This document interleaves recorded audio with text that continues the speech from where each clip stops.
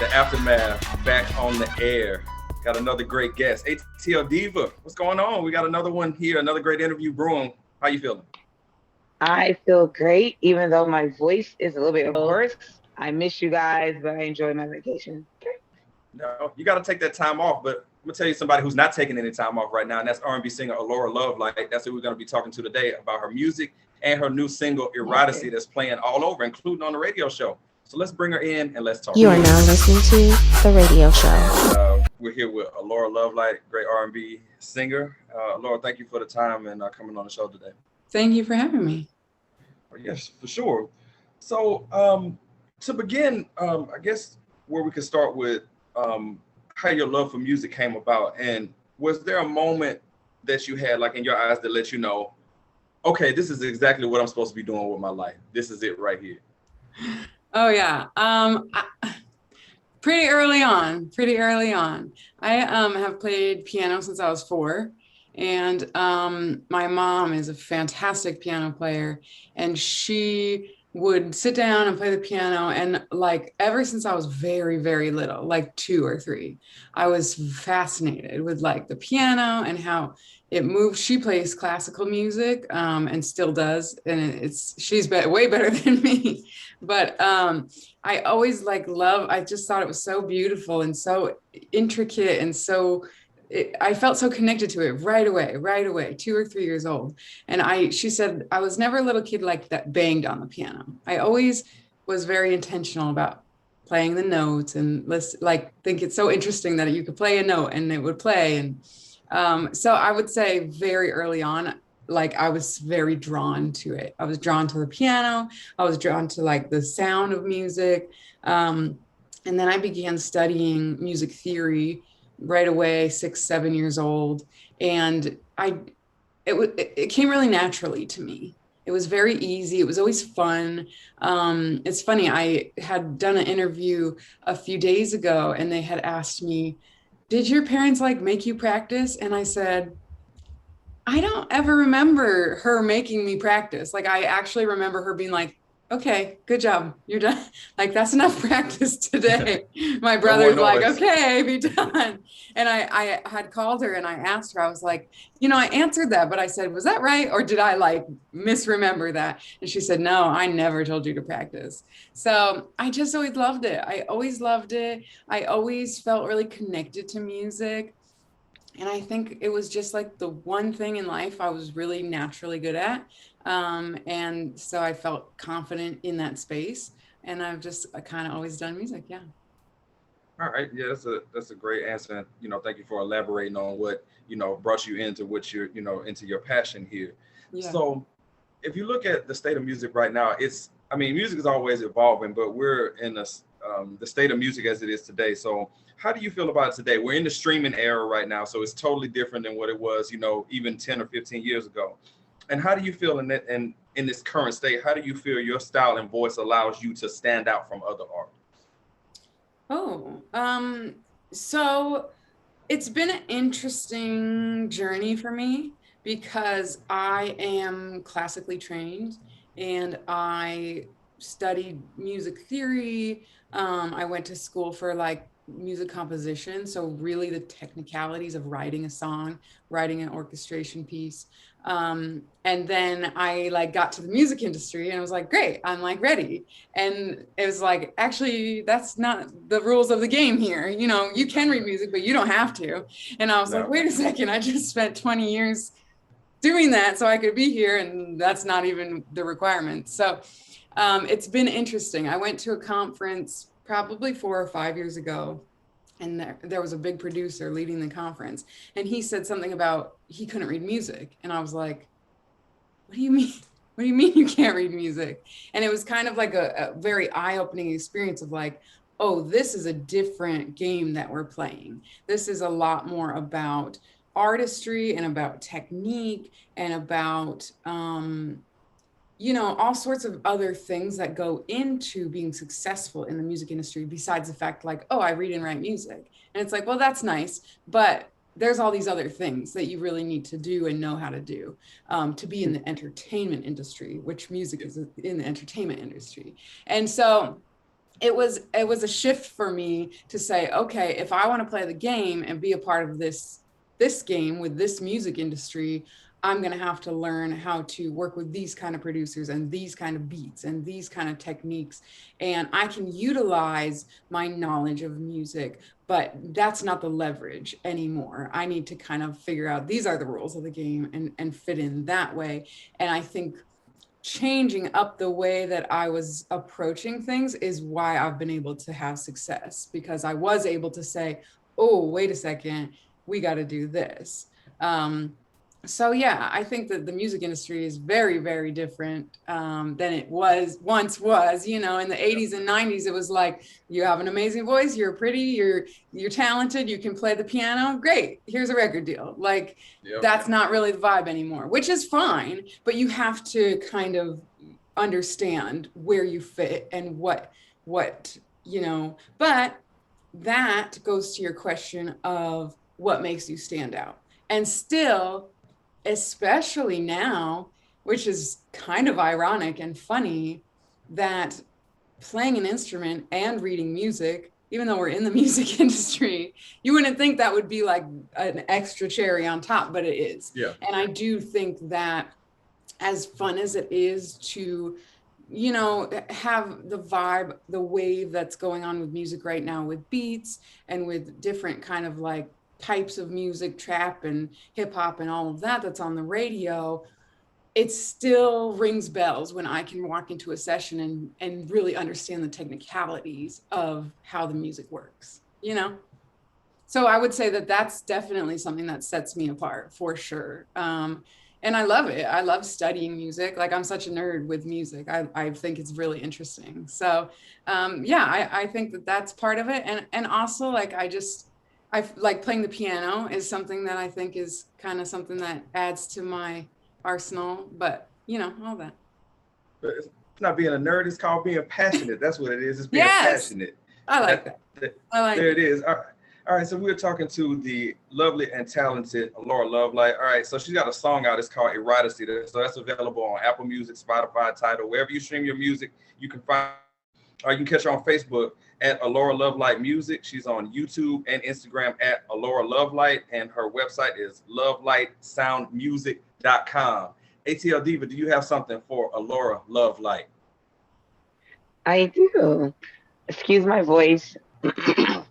I went to Mexico and came back in the cold rain. And oh no! Go back to Mexico. My God! I want to. Got a little Wheezy Jefferson thing going on here, but it's cool, you know. I hate you so much. Nobody's count. Well, I definitely can relate to you with music. I can read music and I'm trained, but like my dad plays by ear very well. I cannot do that. It's just like really weird. But my question is, being that you do have to be unique and stand out, what do you want your vibe or your I guess some people will call it sometimes a look or a concept. Like, what do you want your audience to portray from you? Is it, you know, because some people, they have like the girl next door look or vibe, and then some women have like kind of like the Rihanna sexy mystery look. So what is it? What's the vibe that you want to set for your audience? Yeah, that I know, I love conveys your personality. Yeah, I would say that it took me a long time to understand how important that was. And I think that a lot of artists don't know how important that is, because a lot of us in general don't know who we are and haven't explored who we are as people and who we are as, you know, artists, as people, as mothers and sisters and wives and girlfriends and all of that. And so it's like very hard to pick an identity in the music industry if you're not knowing who yourself is. So over the last like 1.5 to 2 years, I've done a lot of like self exploration and kind of what is my vibe and what is, you know, what is Alaura Lovelight to people, or they see an outfit and they're like, oh, that's Alaura Lovelight. I was just talking to my stylist last night and we were talking about like that is so important for an artist. A lot of people don't tell you that. They just like let you figure it out, how unique you need to stand out. But for me, I feel like it's very important, which Eroticy totally is in line with, that like sexy, confident, classy vibe is 100% me and 100% what I want people to get from me and have for themselves. I think that that's different for everybody, right? Everybody's sexy, classy, whatever vibe is different. But I think that knowing yourself and being really clear about this is what makes me feel confident, makes me feel beautiful, makes me feel put together and like worthy, and really knowing myself. That's kind of what I want people to get from my music, from my look, from my everything. So Eroticy was like the best kind of manifestation of that vibe, I think, because when we did the song Eroticy, that was totally my goal. It was like, okay, now I know this is what I want. This is who I am. This is what I'm going to portray. Let's have a single that really says to the world, oh. And I think people totally get that from Eroticy. It's sexy, it's classy. You know, somebody asked me, is there a clean version of it? And I was like, no. You know, it's called Eroticy, which makes people be like, what is this song? But actually, like, I don't swear in the song. I don't say anything overly sexually explicit. We wanted it to be a creative and use your imagination and make you feel like, you know, people have said to me many times in an interview, like, you know, Eroticy is not really a word, which is not, it's made up. And of course it alludes to that vibe, but that was the whole point. That is Alaura Lovelight. Right. It's creative and interesting and sexy, and that's what I think we got. So yeah.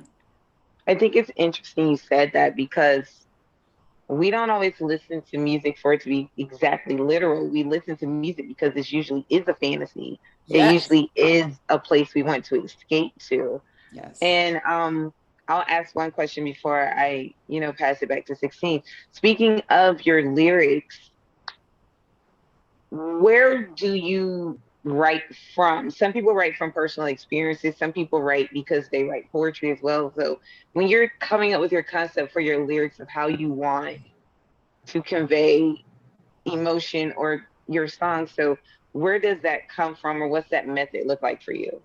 Yeah, well, particularly with Eroticy, I wrote the song Eroticy with Ray Rothschild, who is formerly Sugar Ray of the Double X Posse. And they had a few #1 hits in the 90s. And so he brought a hip hop, harder vibe to the music that was really important.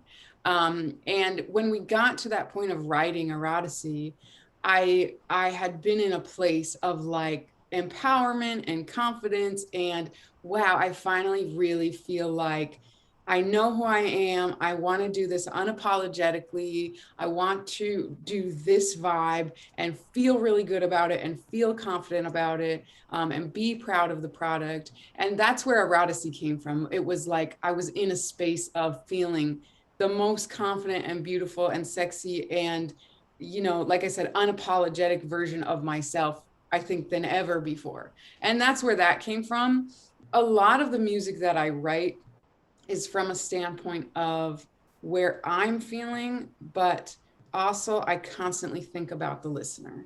And I constantly think about, when you sing along to this song, how will you feel?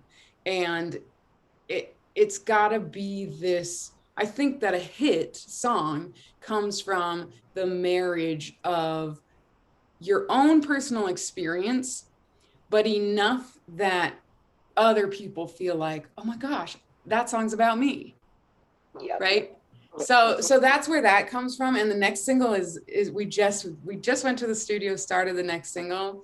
And I can't share too much about it, but it's totally the same vibe. It's totally the same confident, sexy, that level and that vibe. That's what I want people to experience from my music. And that's the stage of life that I feel like I'm in, Yeah. That's awesome. Yeah. 16. Do you have a crazy, sexy vibe? Um, That you want to so, ask? so, so I've been told, it's not about me right now. So, what would you say is like a common misconception that people have when it comes to the creative process of making a song or creating an album? So, I mean, like, do you ever have people say that, well, making a song or shooting a video, that can't be actual work, right? That's fun, so that can't be work, can it? Totally. Yes, absolutely. That's like one of my biggest pet peeves that I was just talking to a friend about the other day is like, there's so many people out here who want to be an artist because it looks fun, which it is fun, but it's a lot of work, like a lot of work. Even the work of looking beautiful and fun, and it's still sometimes it's work. She knows. Like we got to put it together and we got to have it all set. And so it's like the whole, what you just said about, oh, the video and, oh, that can't be that much work. Your product will speak for itself, because everybody who's doing it on this extremely high level, they are putting in 24-hour days. They are like, I feel like when I'm working on something, nobody should ever be working harder than me. Never. If somebody's staying till 12 o'clock, if it's a 12-hour day for the camera guy, it's a 14-hour day for me. If it's a 16-hour day for hair and makeup, it's an 18-hour day for me. Like, I should always be working the hardest because it's my art and I'm the creative mind behind it. And I just feel like it should always be something that you are the most passionate about, that you and people that work with you and for you are going to match your level of dedication and passion. So if you're wondering why everybody's lazy and sitting around and doing nothing, you need to look at yourself as an artist and be like, am I pushing people? Am I pushing myself? Do they see me working super hard? Do they see that I care about it? I'm invested in it. My money's in it. All of those things people want to see and get behind. Like, people want to support things that are a little bit on another level than, we all have a phone, right? We all have TikTok, we all have Instagram. So it's like, let's make something that is on a different level. And that's going to take more work. That's just the answer, So I think a lot of people have a misconception about how hard it is, how much work it is. I think a lot of people are not honest with themselves about how much work they're putting in. They think they're working super hard, and it's like, no, not really. Right. Even myself, I'll have that talk with myself of like, how can I do 10% more? How can I do 5% more? Yeah, because the time in between that you're not doing that work, the person who's trying to get to where you're going, they're up doing it. So you got to keep that mentality of, I got to beat this next person who's putting in that extra percent. I'm going to beat somebody them. else is working. So, yeah, that's right. Yep. So in any endeavor that you're doing, whether, you're working, whatever you're doing, whatever your endeavor is, you always need people to prop you up. So, to give you a kick when you need it, all that stuff. So who would you say are the people close to you that keep pushing you, even though you had these days where, I ain't feeling it, I'm not doing it. But who are the ones that say, no, Laura, you're going to get up, you're going to do this? Who are some of those people? You have to have those people. Yes. Oh man, I wouldn't be here without those people. One of my so I have a few people. Like, I think that when you're trying to put yourself in a certain position, you need to have a mentor of every position that you're trying to be in. So if you want to be in the music business, you need to have a business mentor. If you want to be in music, you need to have a music mentor. If you want to be in sports, you need to have a sports mentor, right? So it's like, I have 4 or 5 people that I go to for different things. I have, first of all, my assistant, Savannah, who you guys know, she's fantastic. And she totally keeps me on point. She texted me and she was like, put your energy up. And she's always on point with stuff like that, which is like, that's the only kind of people that I want in Lovelight Sound Music, in the company, in the brand, in everything. People who are with that kind of energy. My other very dear friend, Abby, Abby Coates, she runs all my merch. She runs all events, coordinating things like that. And she got the same energy, totally on point. she's definitely the one who's like, okay, Alaura, get yourself together. Come on. My stylist, same thing. She's like, get it together. And then some, you know, a lot of my writing partners, a lot of my music partners, you know, music is an interesting thing because like on this side of things, you really have to be super emotionally connected and super in touch and vulnerable as the artist. And then on this side of things, it's like, you really can't take anything personally if you want to get to where you're going, because all these people around you are trying to make you better and they're trying to help you get to where you're going. So like, you have to be able to take constructive criticism. You have to be able to write with people who write better than you and make you be like, ooh, I could be more creative about that. Like, that's how you elevate as an artist, as a person, as, you know, a man, as a woman, as all of those things. So I try to keep those people around me all the time. And then on top of that, I do a lot of self work where I'm constantly listening to a meditation, constantly listening to a podcast, constantly, like if I'm in an Uber on my way to somewhere, I'm getting my mind in the right space for that interview, for that show, for that whatever, all the time, constantly. So nice. Yeah. So just again, that we're speaking with Alaura Lovelight. All right, she's got a song out, Eroticy. It doesn't matter if she made the word up. She made it up, that makes it a word. All right, so Eroticy, so that's available on Apple Music, Spotify, Tidal, Deezer, Amazon, wherever you stream your music. She's on Facebook at Alaura Lovelight Music. YouTube and Instagram is Alaura Lovelight, and her website is lovelightsoundmusic.com. ATL Diva, I know you want to get back in there. You got something else for Alaura. I do. So you brought up a really good point about having a very successful team around you in order to be successful. Mm-hmm. And we see it all the time. You know, artists are either successful or not based on their team. Yeah. What advice or what can you share with us about the importance of how you vet the people that you put in each position? Because a lot of people will just put their friend or their family member in this position, but that is not conducive to their success. So could you share some small ideas of like how Alaura vets a person before she's like, you know what, yes, you're good for my team, or no, you're not? Yes. Yeah. And honestly, the answer is pretty simple. I can know if, you know, there's times where I'm like, ooh, I wasn't right about that. But 9 times out of 10, I just get to know a person and I can tell. Mm-hmm. I can tell if you're a hard worker. I can watch and see if you do more than you're being asked to do. I can see if you're going above and beyond, if you're sending extra emails when I didn't ask you to do that, if you're doing extra research, if you're on set and my hair is not in the right spot and you fix it without being told to do, like all of those things, I'm constantly paying attention to. And I think that to vet people for your team, you have to move slowly. You have to let them come around. But like you said, perfectly said, people throw people into a position without thinking. For me, I think, is this person an expert on the area that I need their help with? Boom. Yes. That's it. That's really all it is. And then observing them enough. And like when I say an expert, right? It's like sometimes, you know, you need somebody to contribute in a way that they don't have to be an expert on any specific topic, but they have to be an expert in time management. They have to be an expert in how to work hard. They have to be an expert in all of those areas. And then it's like, when I'm thinking about, you know, who's going to do my social media or help with that, are they an expert in social media? Because I'm definitely not. So like, are they the expert?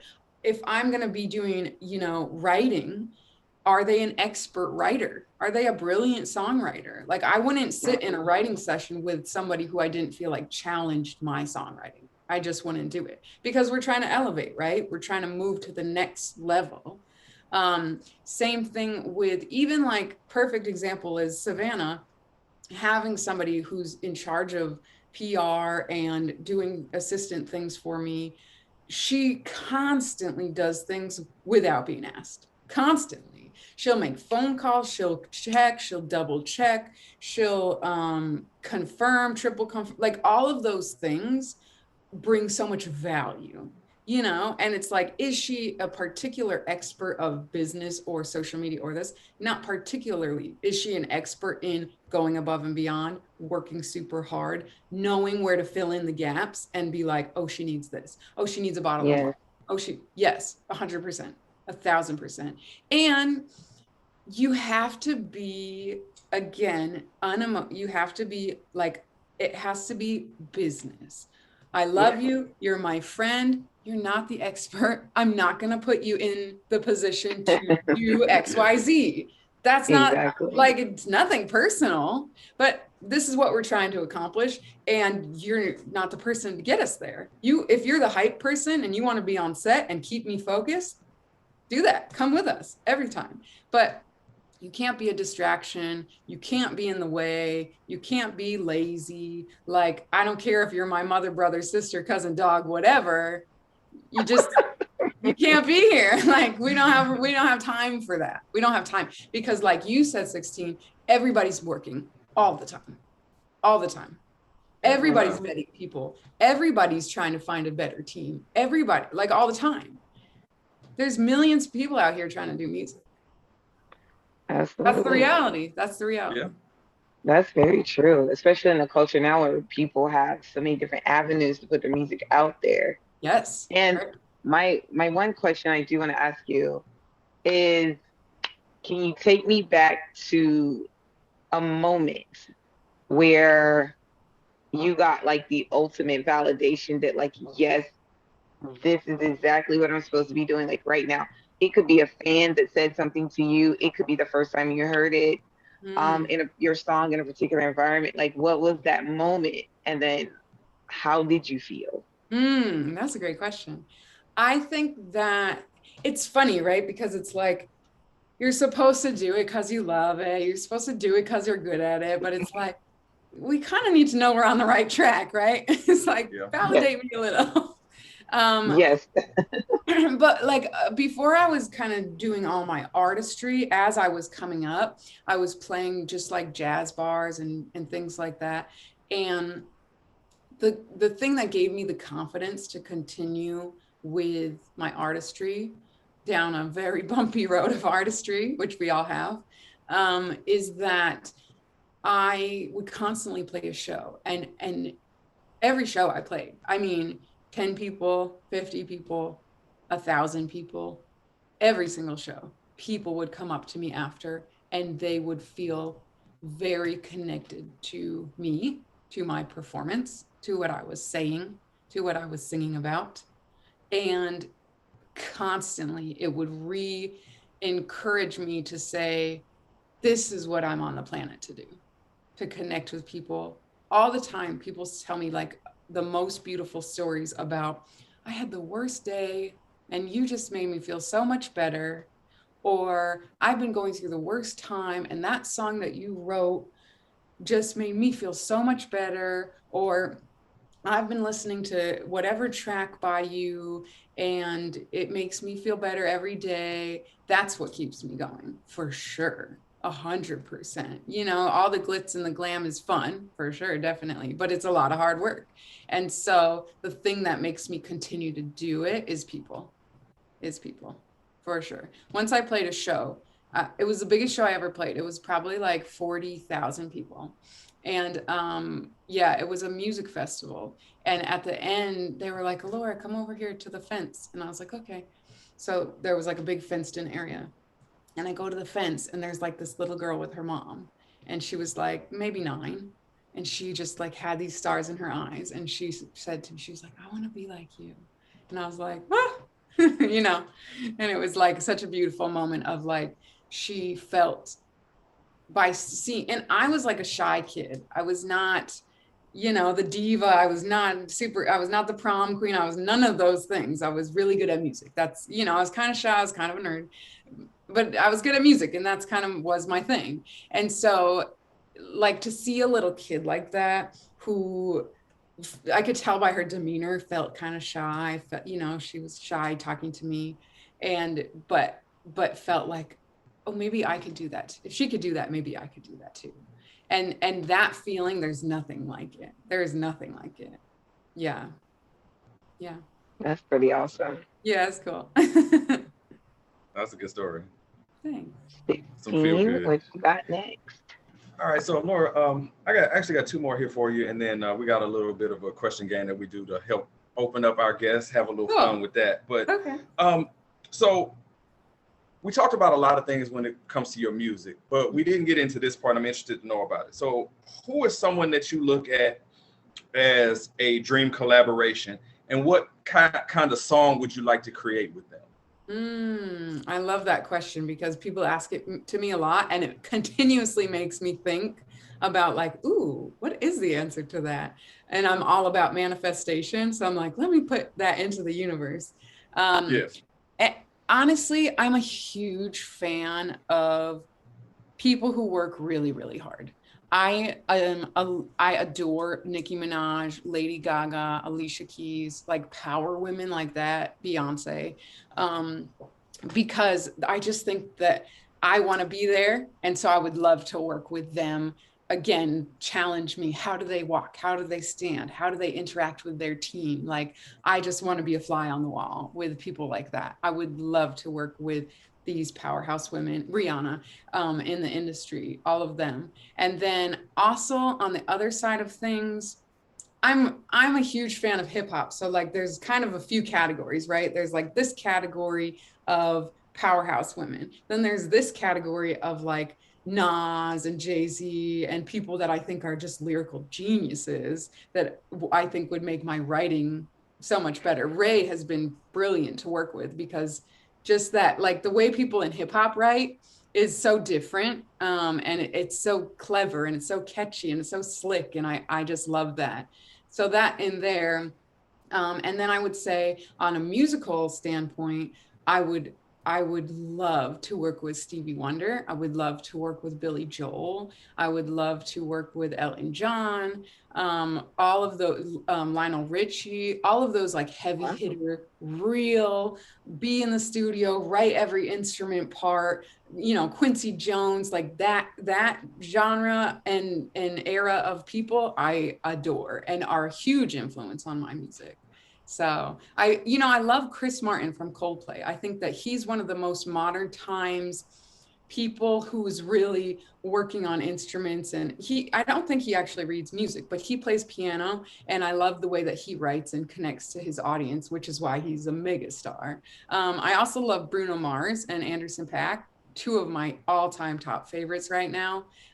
They're like also musical guys. Bruno Mars plays like every instrument.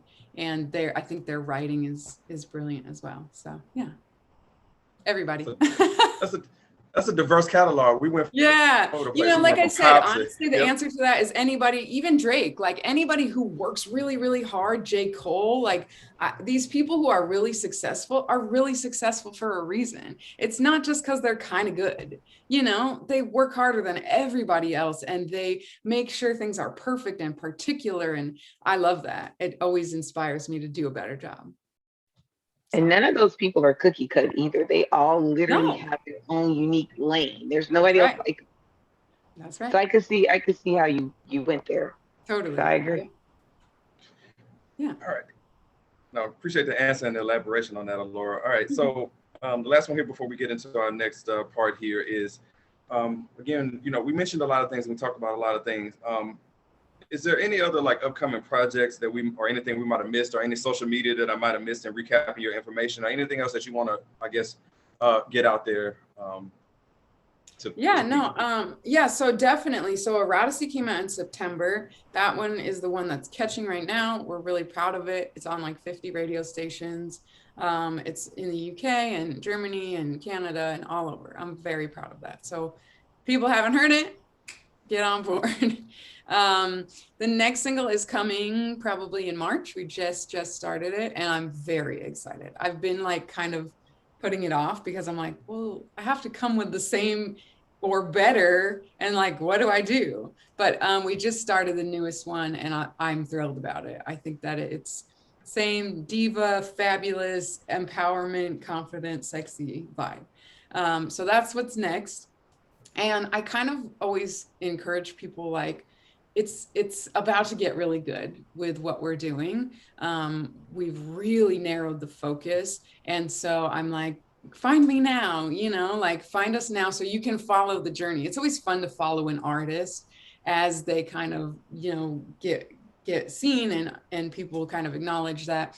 So I'm excited about connecting with everybody. But also my last thing is that, so my artistry is kind of over here, but through Lovelight Sound, I do have courses and all sorts of different things that I teach with music, because I got to a point where I was like, didn't feel like my technical musicality was weighing as much in the industry as I felt like people still love this and people still want to know how to play an instrument and they still want to know how to go out and gig.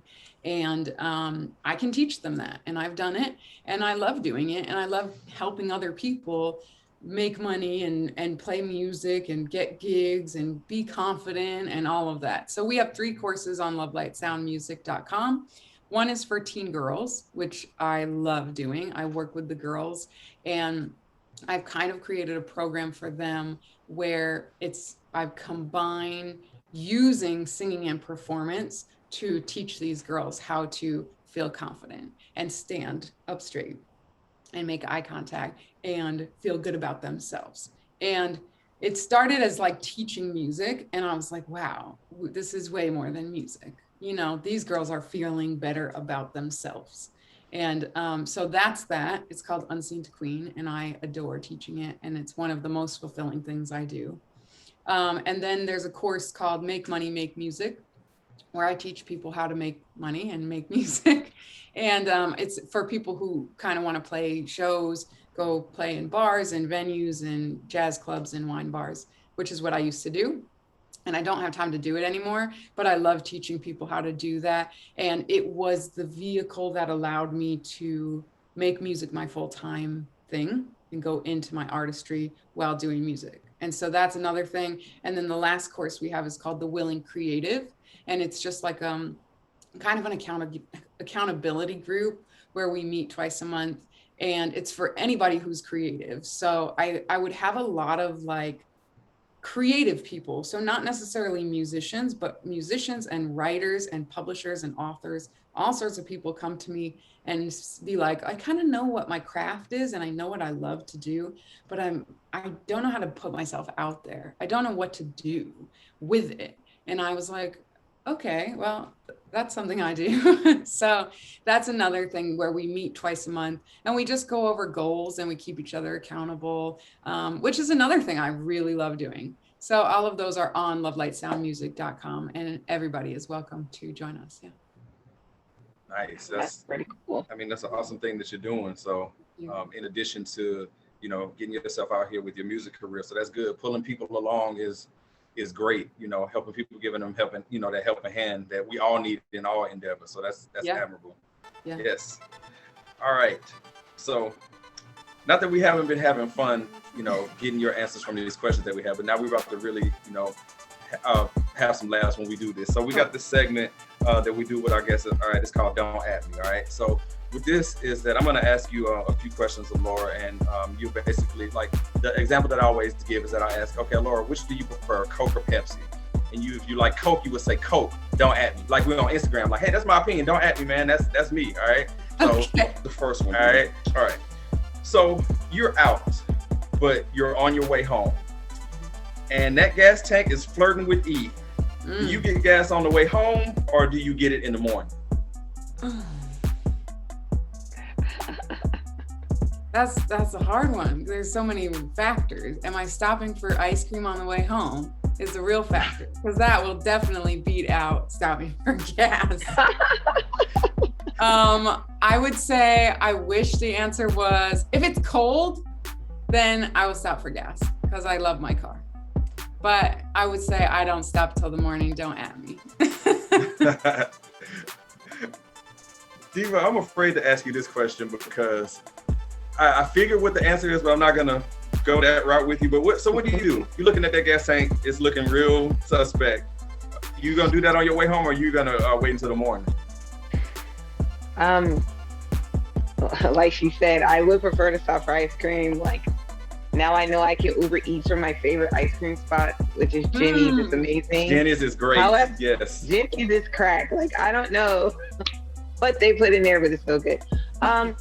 I'm going to have to be honest and say because last night I came home on E and I filled up this morning, so it just might moved. So it depends on how many miles I have to E, to be honest. If I've got like 50 miles before I get home, yes, and I'm only 20 miles from home, it's gonna stay on E. Don't at me. All right. So for this one, I know how I am with that. Is that it's definitely not in the morning. It's on the way home. Even if I'm not feeling like it, I'm like, I got to do it right now because that morning's going to come and you're going to want that extra 10 minutes, 15 minutes. And I don't want to start my day off doing that. So yeah, I'm going to get it on my way home. It's begrudgingly, but I'm going to do it. Don't have me.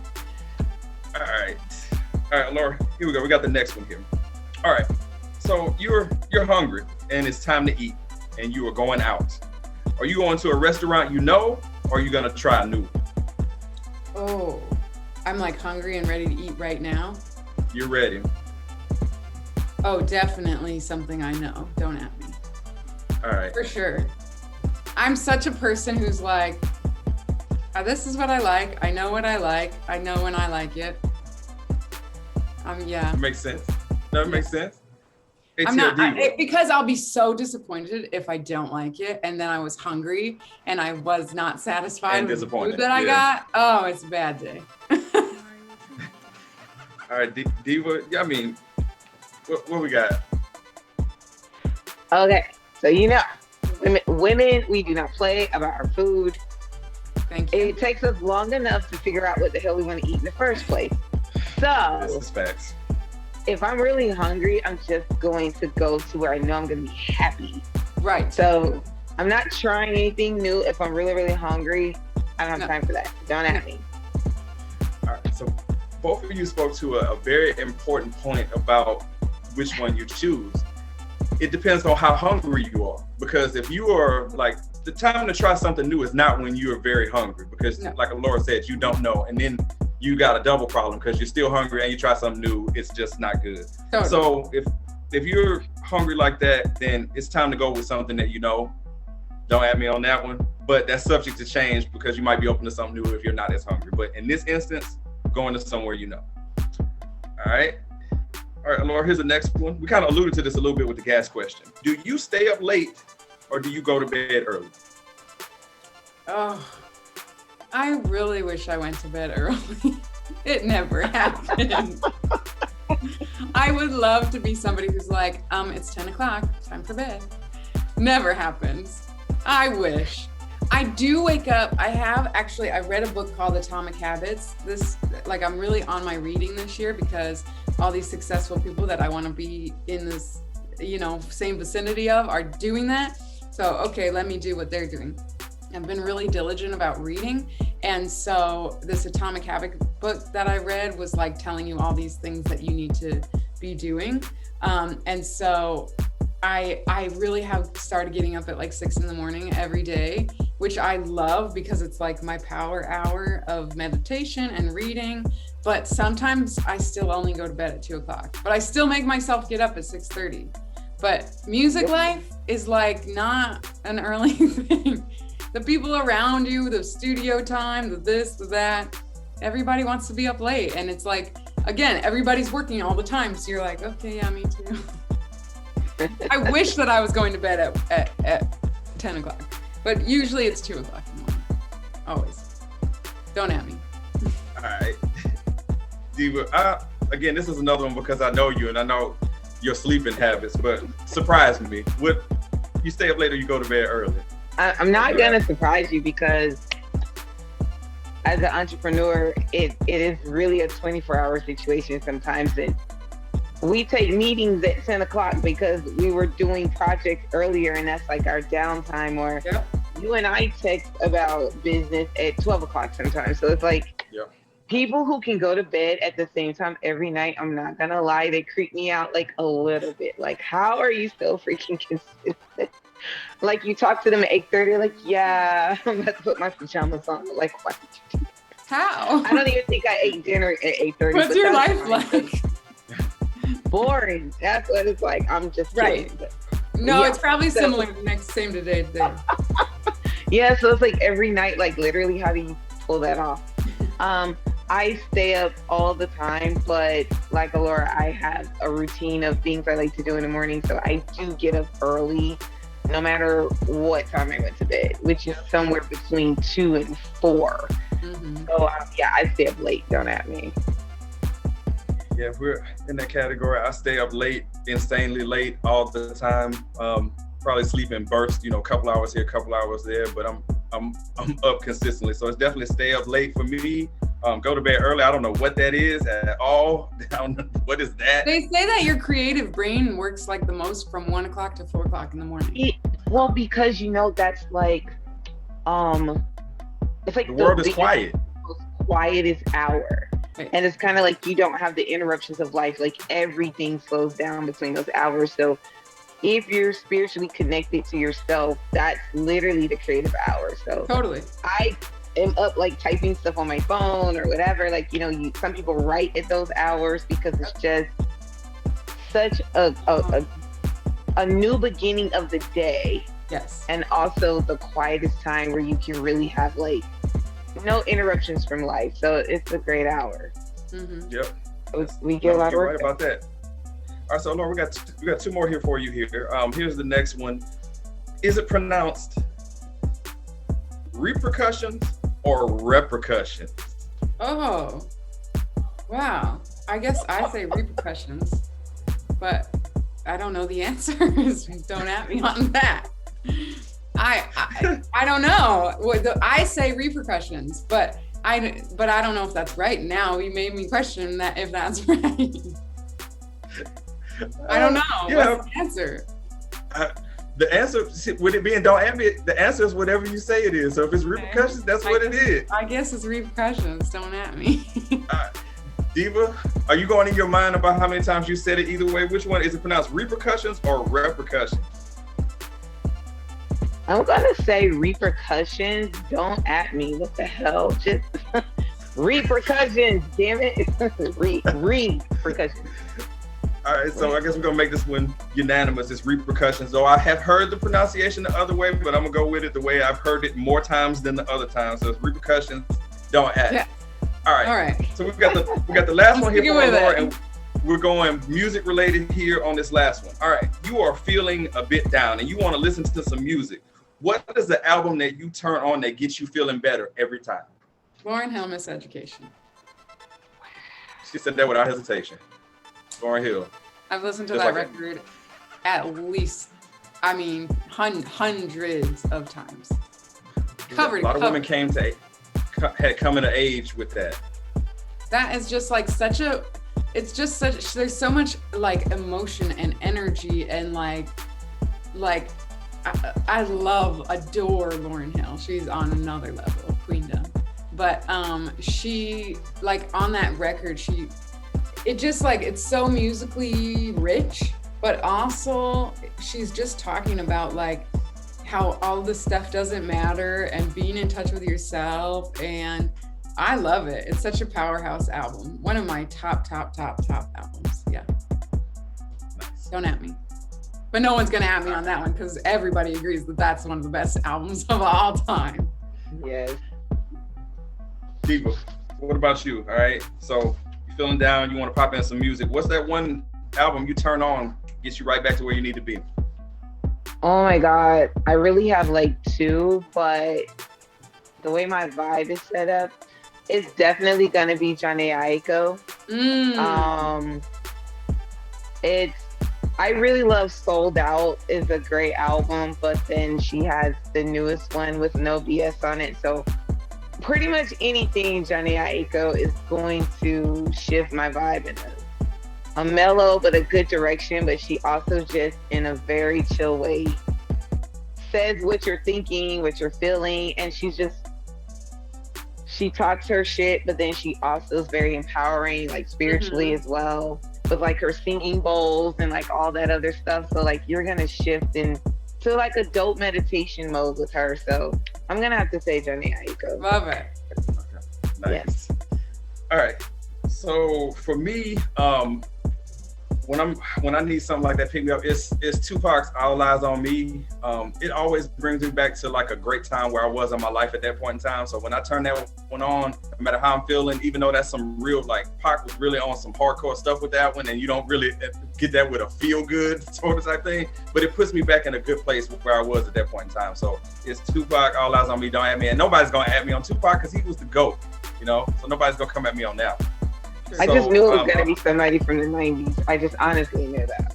Oh, there you go with that. But I tell you what has me feeling good. I tell you what definitely has me feeling good. And that was playing Don't At Me with Alaura Lovelight, being playful with us here on the Aftermath. We definitely appreciate you, playing around in our sandbox for sure. And just to put a ball on it, we're going to have this information. It's going to be on the screen, but also in the podcast description. She got the song Eroticy, all right? Apple Music, Spotify, Tidal, wherever you stream your music, please go support that great song. All right. Find her on Facebook, Alaura Lovelight Music, YouTube and Instagram, Alaura Lovelight, at Alaura Lovelight. And you can see it right there on the screen. And then also her website, lovelightsoundmusic.com. She's got something for everybody there. So, Alaura, we definitely appreciate the time getting to know you, your vision, your story. You're excellent, and we wish you nothing but success coming in the future. Thank you. You guys are so fun. I love this. This was so great. Thank you for having me. Oh, absolutely. And, thank you for joining us. Absolutely. Yes, we hope to speak to you again, as things continue to go this way upward for you. Come on back and let's talk about where you are at that point. Absolutely. I would love Yes, when the new single drops, because for sure. I was trying not to ask too many questions about that, but now I'm super curious and I can't wait. Yes, it's totally in the it's like Eroticy bumped up a level. So I'll be back. We'll chat about it for sure. Absolutely. So again, that is the lovely and talented Alaura Lovelight. She got a lot coming, down in the future, currently as well. So again, Alaura, we appreciate the time and thank you so much. Thank you. You are now listening to The Radio Show. Tripe. Oh, come on, man. Tripe. These are good though, because in our culture, people do eat all of this stuff, and hell no, I don't eat that either. All right. And yes, I've tried it twice, and it's just a no-go. So was the dude you were trying it for, was he worth it?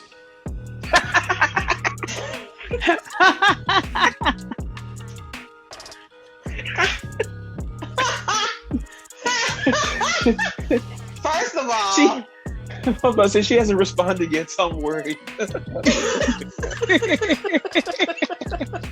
That's really effed up, but how did you know? And no, he wasn't. You're listening to The Radio Show on YouTube and all other podcast providers. All right, Diva, back here on the Aftermath. We just talked to the lovely and talented Alaura Lovelight. How you feeling about the interview? She was great. She had great answers to the questions we had. I love the interview with her. I like that she actually is good at music, like actually trained in music. I think we definitely need more people who are literal professionals. She's literally studied it. Very impressive. I enjoyed just learning a lot about her. Looking forward to her new single that's coming out. How did you enjoy the interview, 16? No, it's all good. It's always good to hear about people and their passion, pushing forward. And also she's doing positive things to help other people get going to where they want to go to in their careers also. So that's always admirable. So we definitely have her information, which will be in the podcast description and on the screen here about where you can find her. And as well, you can check out our information in the podcast description, because we want you to listen to the radio show as well, so you can catch us, on all the streaming platforms. And if you want to be a guest on the radio show, just send us an email to radioshowinbox@gmail.com, or you can send us a text 678-800-1677. We definitely look forward to hearing from you. So Diva, it's always a pleasure to hang out with you on these interviews. So I want to say thanks to you, thanks to Alaura Lovelight, and thanks to you, the watchers and listeners of the radio show. We appreciate it, and we will catch y'all next time. Bye.